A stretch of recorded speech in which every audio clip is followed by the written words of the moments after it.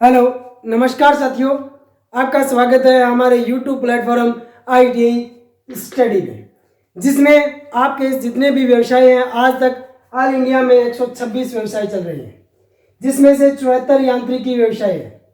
कौन से? 76 यांत्रिकी और 52 एक गैर यांत्रिकी।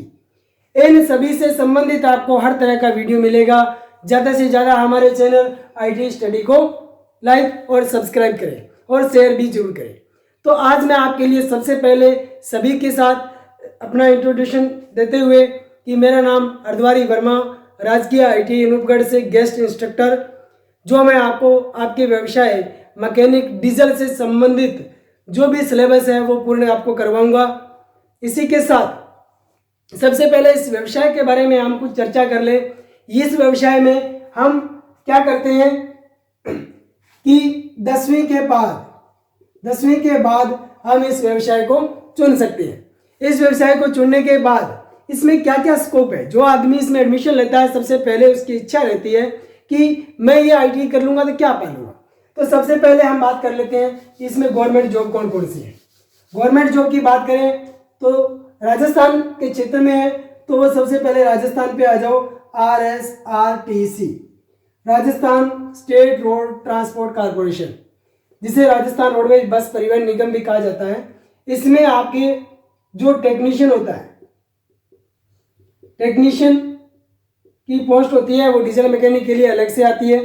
इसी तरह DRDO, फार्म मैकेनिक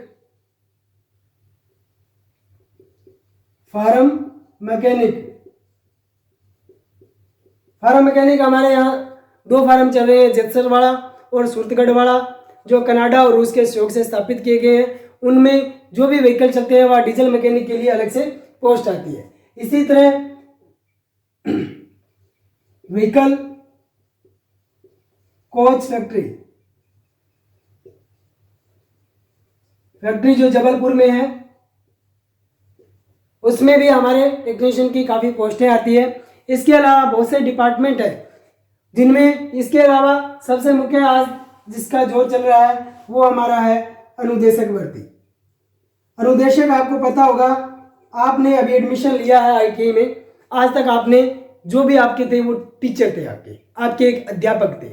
जिस संस्था में आपने प्रवेश लिया है वहाँ आके आपके अध्यापक से पद का नाम बदल करके अनुदेशक हो गया, जो आपको अध्यापन के साथ वो प्रैक्टिकली हर वर्क करवाएगा, अनुदेशों के अनुरूप करवाएगा। इसलिए इस पद का नाम इंस्ट्रक्टर या अनुदेशक रख दिया गया। इस पद के लिए भी आप ITI के बाद योग्य होते हो।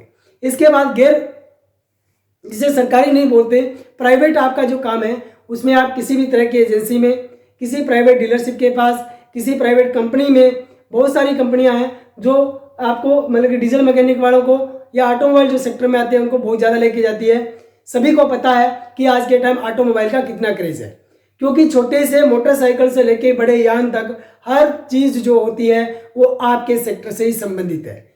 बड़े व्हीकल होते हैं वो सारे के सारे डीजल द्वारा प्रचालित होते हैं, तो डीजल का बहुत ज़्यादा महत्व है। इसलिए जिन ट्रेनियों ने प्रवेश लिया है वो ज़्यादा से ज़्यादा ध्यान लगा करके पढ़े, ताकि अभी क्या है, लॉकडाउन की स्थिति चल रही है जिसमें आपकी पढ़ाई बहुत खराब हो चुकी, तो आप हो सकता है कि तुक्के लगा करके जैसे भी हो पास हो जाओ, पर बिना स्टडी के पास होना कंपटीशन को फाइट नहीं कर सकते।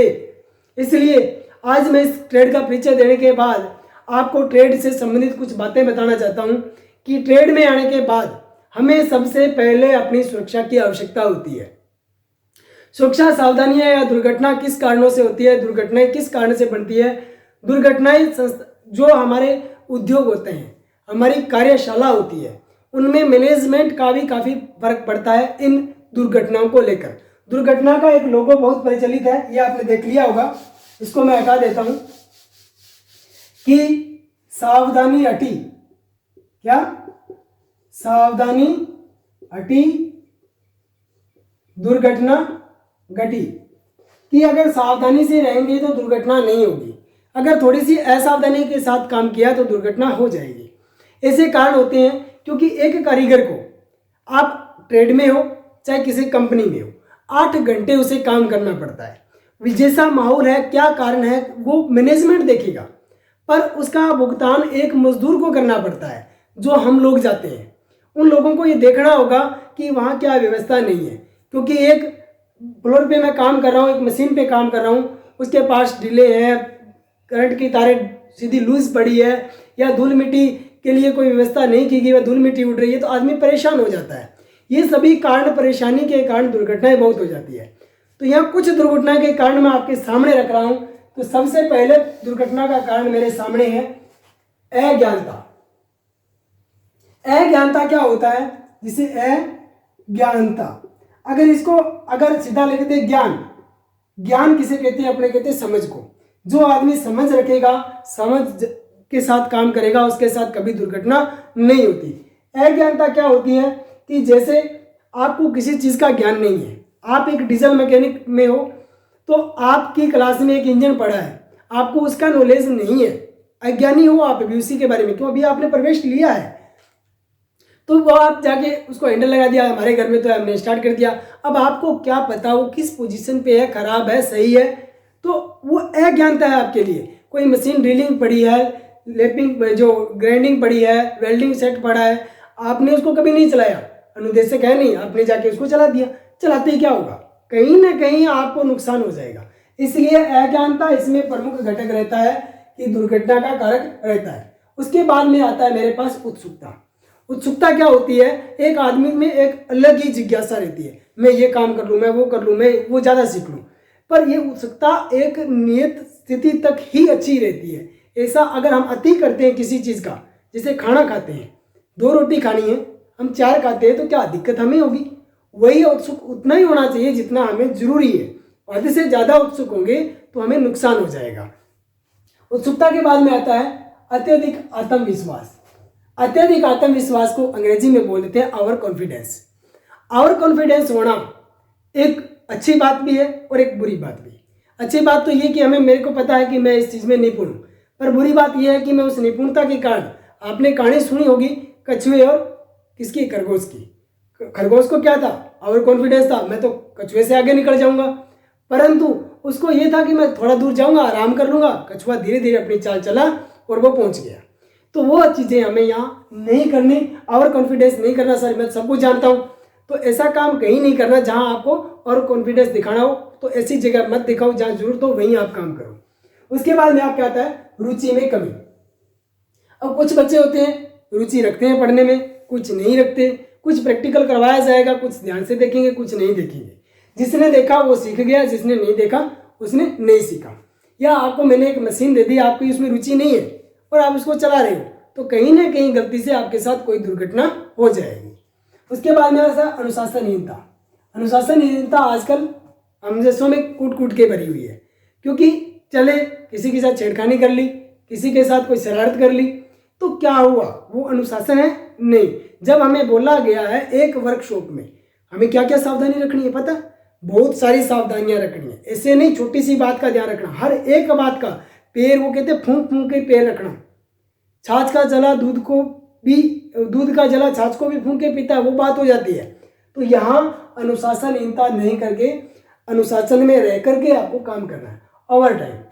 ओवर टाइम की बात आती है, अब आप कंपनी में जाते हो तो आपको अपना परिवार पालने के लिए आपको 10,000 देता है, आपको 10,000 देता है। ओवर टाइम करके आप 15,000 बना लेते हो।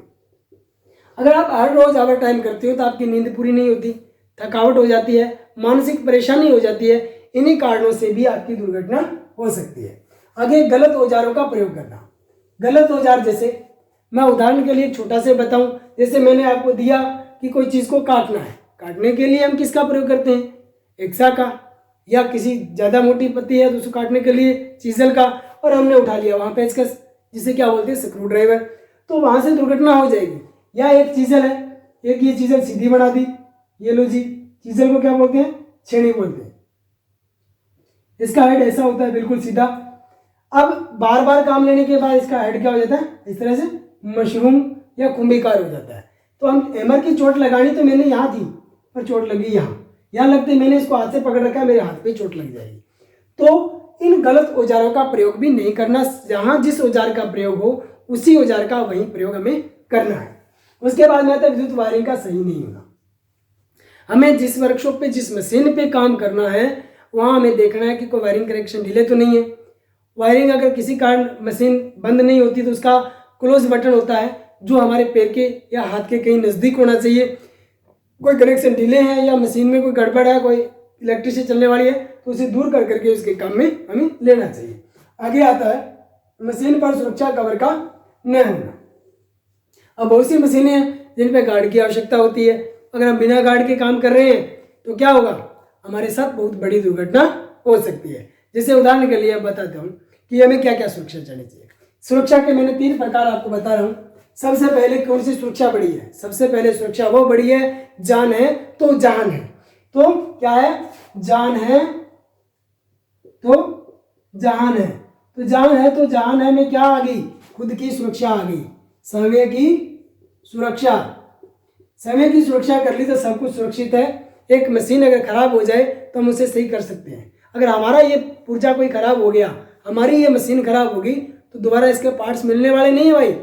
इसको संभाल के रखो, समय की सुरक्षा हमेशा ध्यान में रखना। उसके बाद में आती है कार्यशाला की सुरक्षा। कार्यशाला की सुरक्षा। और उसके बाद में आती है मशीन औजारों की सुरक्षा। मशीन औजारों की सुरक्षा। अभी इनमें मैं अपनी समय की सुरक्षा के बारे में थोड़ा सा बताना चाहूँगा कि समय की सुरक्षा के लिए हमें इन जो नियम बताए हैं अज्ञानता नहीं करनी चाहिए। जिस मशीन के बारे में नॉलेज नहीं उसे नहीं छेड़े। अगर नहीं होगा तो खुद पे कहीं ना कहीं भारी पड़ जाएगा। उत्सुकता नहीं दिखानी, अत्यधिक और कॉन्फिडेंस नहीं दिखाना। रुचि है तो करो, नहीं है तो छोड़ दो। अनुशासनहीन नहीं बनना, कहीं लापरवाही में मशीन पे काम करो, दूसरे ने धक्का दे दिया, किसी के साथ कोई मजाक कर लिया, तो ऐसा काम हमें नहीं करना। तो ये समय की सुरक्षा में आता है। इसे बचने के लिए हम क्या करें?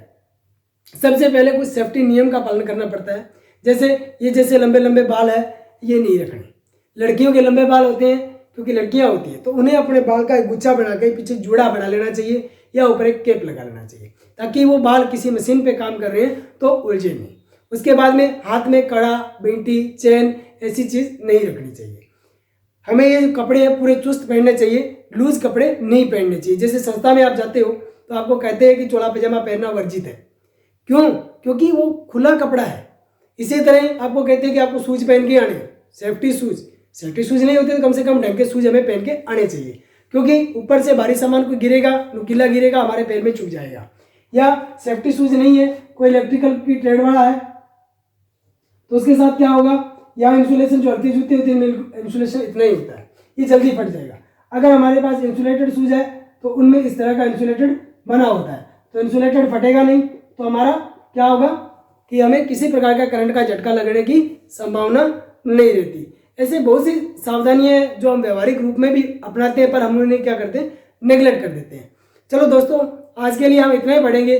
कल हम पूरा का पूरा चैप्टर जिसमें सावधानियां, उसके बाद सिंबल, सेफ्टी सिंबल जो आते हैं, उसके बाद जो प्राथमिक उपचार, फर्स्ट एड जिसे बोलते हैं, वो हर चीज़ हम पढ़ेंगे। तो इसी तरह फिर से मैं आपके साथ कहना चाहता हूं कि अपने चैनल को ज़्यादा से ज़्यादा लाइक, शेयर और सब्सक्राइब करें। धन्यवाद दोस्तों। जय हिंद, जय भारत।